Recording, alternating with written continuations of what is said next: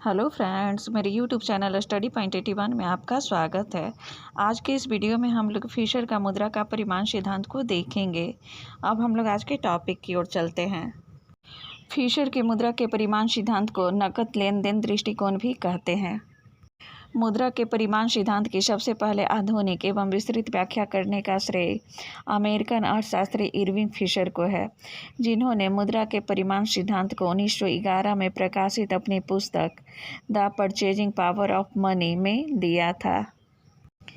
अब हम लोग मुद्रा के परिमाण सिद्धांत को देख लेते हैं। इसके अंतर्गत किन बातों का समावेश है।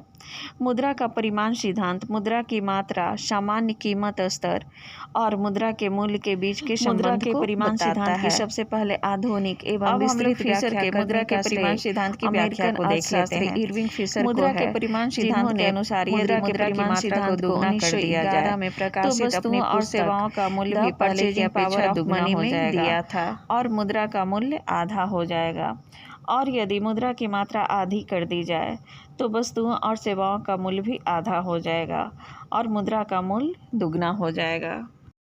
मुद्रा के परिमाण सिद्धांत के अनुसार मुद्रा की मात्रा में जिस अनुपात में वृद्धि होती है उसी अनुपात में मुद्रा के मूल्य में कमी होती है, और जिस अनुपात में मुद्रा की मात्रा में कमी होती है उसी अनुपात में मुद्रा के मूल्य में वृद्धि होती है।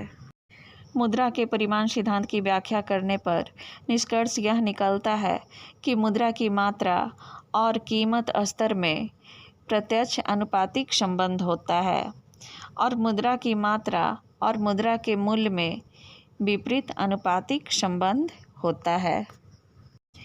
फिशर का परिमाण सिद्धांत कुछ मान्यताओं पर आधारित है, जिसे हम लोग देख लेते हैं। जिसमें फर्स्ट है, अर्थव्यवस्था में पूर्ण रोजगार की स्थिति पाई जाती है। नेक्स्ट है, फिशर का परिमाण सिद्धांत का संबंध दीर्घकाल से है। नेक्स्ट है, कीमत स्तर को फिशर ने निष्क्रिय तत्व माना है। नेक्स्ट है, मुद्रा की मात्रा को सक्रिय तत्व माना है। नेक्स्ट है, मुद्रा की पूर्ति सरकार तथा केंद्रीय बैंक द्वारा निर्धारित होती है। अब हम लोग मूल्य निर्धारण की ओर चलते हैं। फिशर के अनुसार मुद्रा के मूल्य का निर्धारण मुद्रा की मांग और पूर्ति के द्वारा होता है। जिस बिंदु पर मुद्रा की मांग और मुद्रा की पूर्ति दोनों बराबर हो जाते हैं वहाँ मुद्रा के मूल्य का निर्धारण होता है। मुद्रा की मांग क्रय की जाने वाली वस्तुओं और सेवाओं की मात्रा और समान मूल्य स्तर के गुणनफल के बराबर होता है। यदि क्रय की जाने वाली वस्तुओं और सेवाओं की मात्रा टी हो और सामान्य मूल्य स्तर पी हो तो मुद्रा की मांग पीटी होगा। किसी समय अवधि में मुद्रा की मात्रा और उसकी चलन गति के गुणनफल को मुद्रा की पूर्ति कहते हैं। किसी समय अवधि में मुद्रा की मात्रा एम और उसकी चलन गति भी हो तो मुद्रा की पूर्ति एम भी होगा। अब हम लोग फिशर के द्वारा दिए गए मुद्रा के परिमाण सिद्धांत के समीकरण की ओर चलते हैं। PT इजकल टू एम भी।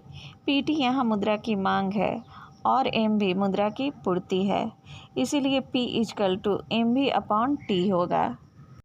इस समीकरण में P सामान्य कीमत स्तर है, T वस्तुओं और सेवाओं की मात्रा है, M मुद्रा की मात्रा है और V मुद्रा की चलन गति। बाद में इन्होंने अपने समीकरण में संशोधन किया। इन्होंने मूल समीकरण में मुद्रा की पूर्ति में शाख मुद्रा की मात्रा और इसके चलन गति को भी शामिल किया। अब इनका समीकरण PT equal to M V plus M dash V dash हो गया, जहाँ M1 शाख मुद्रा की मात्रा और V1 शाख मुद्रा की गति है। इस पिक्चर में हम लोग मुद्रा की मात्रा और कीमत स्तर में अनुपातिक संबंध को देख सकते हैं। जिस अनुपात में मुद्रा की मात्रा में कमी या वृद्धि होती है उसी अनुपात में कीमत स्तर में भी कमी या वृद्धि होती है।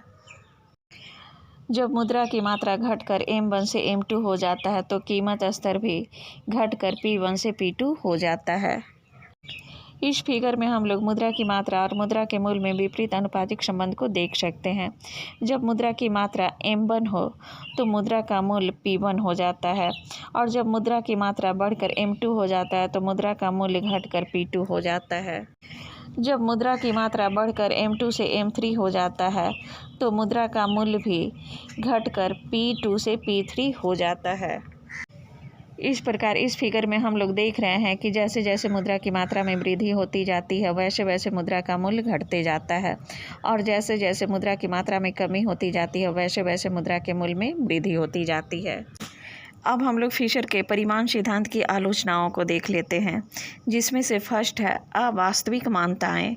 फिशर ने अपने समीकरण में कई अवास्तविक मान्यताओं को शामिल किया है, जैसे कीमत स्तर को निष्क्रिय तथा मुद्रा की पूर्ति को सक्रिय तत्व माना है तथा मुद्रा की चलन गति को स्थिर माना है। नेक्स्ट है मुद्रा की पूर्ति को अधिक महत्व। फिशर ने अपने सिद्धांत में मुद्रा की मांग की अपेक्षा मुद्रा की पूर्ति को अधिक महत्व दिया है। फिशर ने बताया कि मुद्रा की पूर्ति में परिवर्तन होने पर कीमत स्तर परिवर्तित होता है, जबकि मुद्रा की मांग का कीमत स्तर पर कोई प्रभाव नहीं पड़ता। नेक्स्ट है कीमत स्तर को निष्क्रिय मानना। फिशर ने कीमत स्तर को एक निष्क्रिय तत्व माना है, जबकि कीमत स्तर एक सक्रिय तत्व है, क्योंकि कीमत स्तर में परिवर्तन होने से अर्थव्यवस्था के कई क्षेत्र प्रभावित होते हैं। नेक्स्ट है पूर्ण रोजगार की मान्यता। फिशर का परिमाण सिद्धांत केवल पूर्ण रोजगार की अवस्था में लागू होता है। नेक्स्ट है व्यापार चक्रों की व्याख्या करने में असफल। फिशर का परिमाण सिद्धांत व्यापार चक्रों की व्याख्या करने में असफल रहा है। यह मंदी तथा तेजी के समय मुद्रा की पूर्ति तथा कीमत स्तर की व्याख्या नहीं कर पाता। नेक्स्ट है ब्याज के दर के प्रभाव की अवहेलना। इरविंग फिशर का सिद्धांत कीमतों पर ब्याज की दर के प्रभाव की व्याख्या नहीं कर पाता है।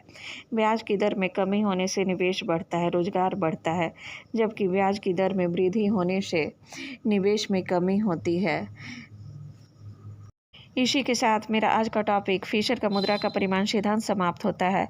यदि मेरा वीडियो आपका अच्छा लगे तो लाइक, शेयर और सब्सक्राइब कीजिएगा। हम लोग फिर मिलेंगे अगले वीडियो में, तब तक के लिए नमस्कार।